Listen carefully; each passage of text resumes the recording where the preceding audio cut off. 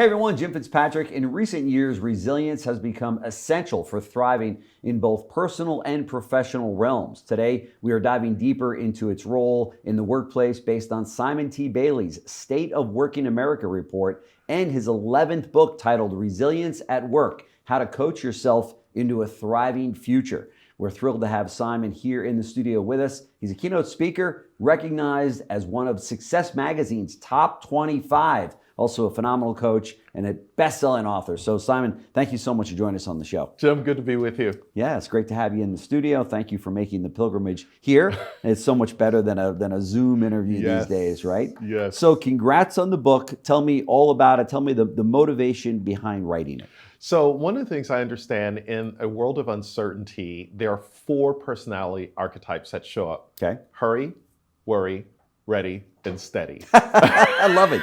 You just made it really easy to understand that. So people have to understand, how do I still find my resilience when I'm in a hurry? Yeah. And what I'm encouraging entrepreneurs to think about is slow down to the speed of the moment. Be in the moment with every customer, every team member, every employee. Sure. But then worry slows down the brain. Yeah. So how do you begin to say, you know what, it might not happen. How do I still show up? Right. And then always be ready. And steady is realizing that calmness is your superpower. That's right. That's right. Are there any more important than the others in those 4? Yeah, so I think they're all important. Sure. It's recognizing how you show up whenever things happen. Yeah, for sure. I mean, that's what the country has been through, especially through COVID, and what we've learned about not just our businesses, but ourselves as leaders, right? That resilience is so vitally important to have that, right? Yes, absolutely. We ask working Americans, how do they define resilience? And they define resilience as perseverance, problem solving, and grit. Yeah. So people have to think about, how do I still solve a problem when things happen? That's right. That's right. So what was the most surprising and significant findings from the report that you came up with? 55% of working Americans told us that they would take a lower paying job to work for a leader, a manager, or company that unlocked their brilliance. Wow. 55%, which is significant. That's right. And we ask working Americans, how do they define brilliance? Okay. And they define brilliance as intelligence, confidence, and creativity. Wow. So if you think about that, Jim, if I'm working in an environment that unlocks my creativity, you never wait for the tap on the shoulder to go the extra step. That's right. You automatically do it. That's right. That's right. That's a very good point. And it's an interesting statistic right there, because that means these people are actually willing to really give up what they know and what they trust for the hope of getting something better in a new leader, right? That has those qualities. Yes, they want to go and work in a whole environment where they are seen not just as a social security number in the payroll system, but a person that can add value, and they can become an intrapreneur. That's right. When they are an entrepreneur, they look for ways to help the company and the business win. Yeah, that's right. That's right.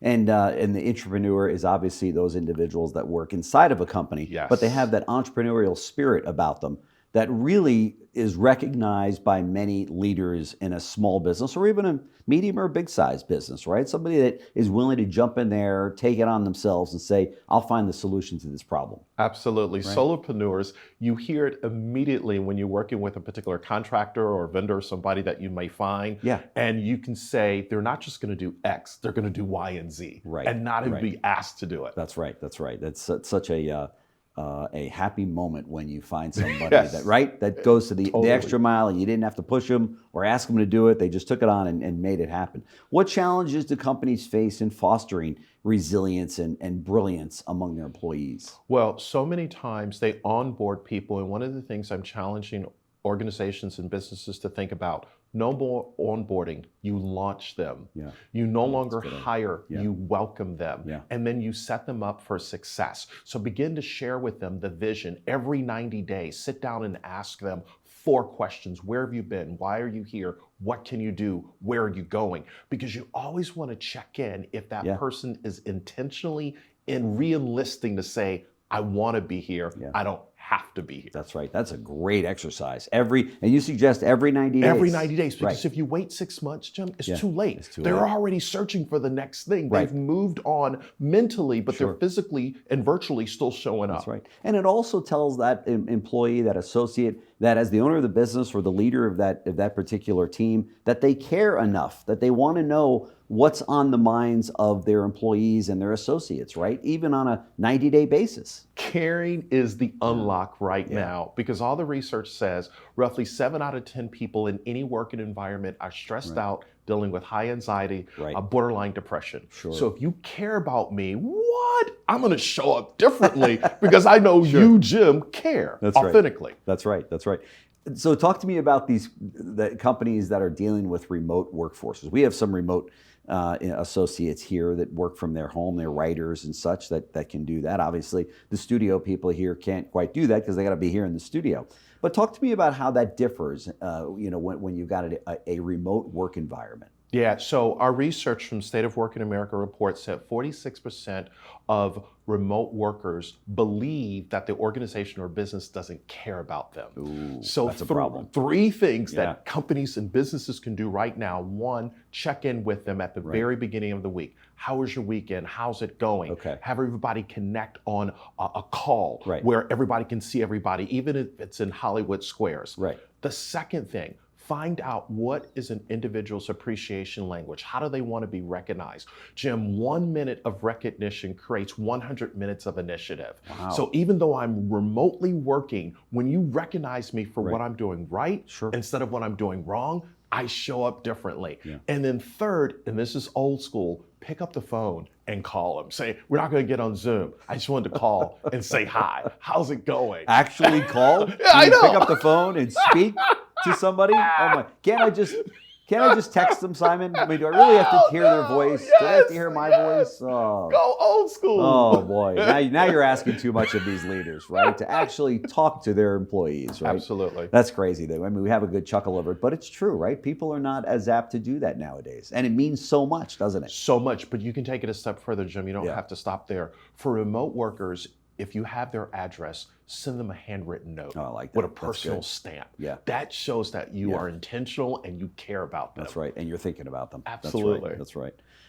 So how can you explain self-coaching and the role that it plays in building resilience and why it's important? So there are 3 questions, and I believe in the Socratic method of learning. The answer is in the question. So question number 1 is, what do you want for you?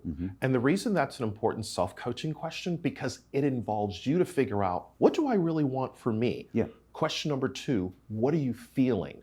So I've got to honor where you are in your journey right now. Trauma is really real in business, in the workplace. So if I honor what you're feeling, you're articulating, hey, here's kind of what's going on.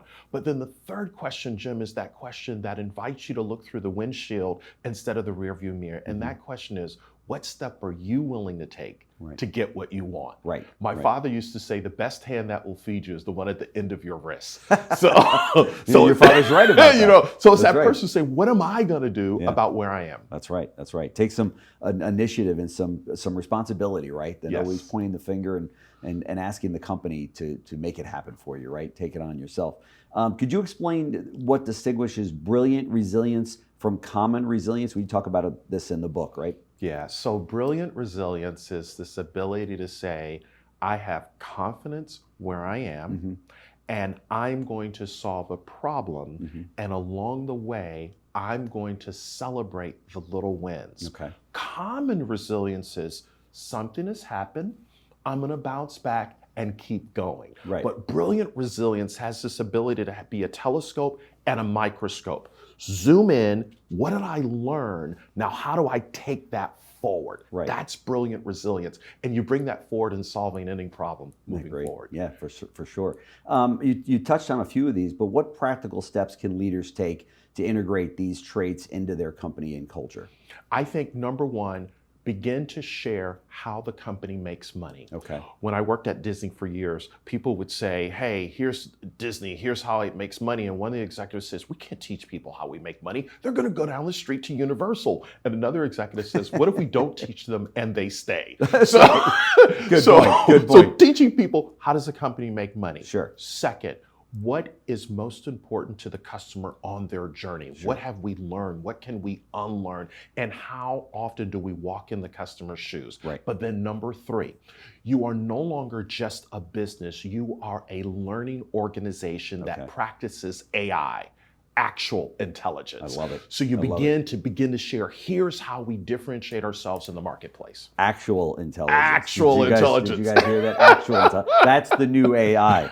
So that is fantastic. I'm going to use that. So that really is good. Talk to us about the companies that might be listening that say, if we give people, the workers that, or so the employees and the associates of the company, kind of not necessarily the secret formula, but we tell them how our company makes money. Does it often go into, well, how much money does the company make? And what are the goals from a financial standpoint, maybe for the quarter, for the year, whatever the case might be. Is that okay to share that with everyone in the company? Because I know some leaders might say, well, wait a minute, if we do that, they're going to show up at my doorstep and want to raise suddenly, right? Wow. So privately held companies, it's all about your values. Yeah. And I think if you share with people values and then say, and oh, by the way, transparency, instead of that person saying, I want to pack up my tent and go elsewhere, right. I trust this leadership because they're telling me the truth. Right. And when I'm carrying my water, I might get a bump up in salary, a bonus, or different things. Yeah. So be transparent. Yeah. Now, publicly traded companies, the information is already out there. Of course. So people That's know. Right. So borrow a page to say, what is it that publicly traded companies are doing as they share, here's where the money goes. Sure. It's a very good point. I mean, if you're working for a publicly traded company, you already know that. So why, if you're private, hide that, right? Bring them. So you're saying bring them into the fold every step of the way. Bring them along. Right. Show them. Right. I think one of the mistakes that I've made as a solopreneur, and I've worked with contractors, I'm like, listen, I pay you, that's it. But I think I could have been more transparent to say, so here's how we make money and here's how the money is spent. And when you save money, it benefits you as well. Yeah. Because what about in the event that a company is losing money? Sometimes, companies will go through a spat or what have you, where they're just not, they're in the red, and that's an issue. Should they share those times with the associates as well? That's when you create even more resilience, Jim, because people are going to get in the foxhole with you and say, how do we come out of this instead of me, how am I going to come out of this? Yeah. So solopreneurs, entrepreneurs, bring them in. Yeah. And that creates more trust because when you're at the top of the mountain, how did we get here? One climb at a time. That's right. Because we told the truth. That's right. And there shouldn't be a concern that, if we tell them we're losing money, they're going to start looking for a new job going, is our job on the line because the company is not doing well? What you're saying is flip it around, bring them in and say, we're not, we're losing some money now, but together we can get back to where we need to be, and they'll feel part of it. Here's the reality. In this digital world that we live in and the physical world we live in, people already intuitively know. Yeah. They can feel They can feel the vibe. Right. They see it when you walk out of that CFO's office and they go, we're probably losing money based on let's just address the 800-pound elephant in the room.